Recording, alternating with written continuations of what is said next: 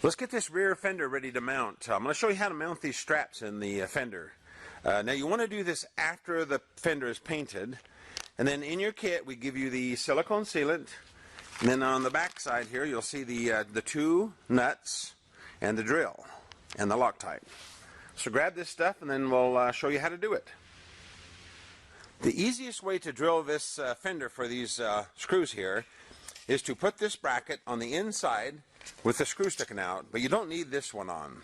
Then what I do is I go ahead and I drill the one hole first, then I put the screw in there, and then I drill the other hole. That way they'll all line up, and this one, if you try to drill this one and this one at the same time, it'll probably twist and you'll never get them lined up. So like I say, drill it, put the screw in, and then drill this hole.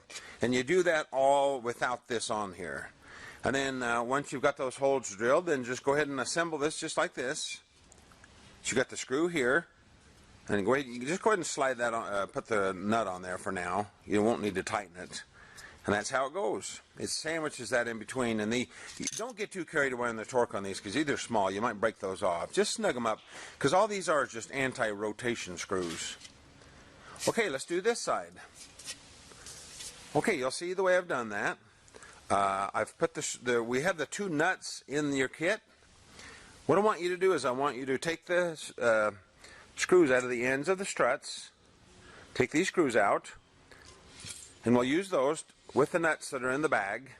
Now before we do this, go ahead and put the silicone sealant on this bracket like this, using the silicone. The reason we do that is go ahead and do that before you put that on there. And like I say, you want to do this after paint, because if you get any silicone on the outside of your fender, the paint will not stick. The reason we do this is because we want this to stay in here if you ever remove the fender later on. So if you silicone this in and let it dry overnight, then later on when you take the fender on and off, this will stay in there. Okay, so do that and then we'll continue on.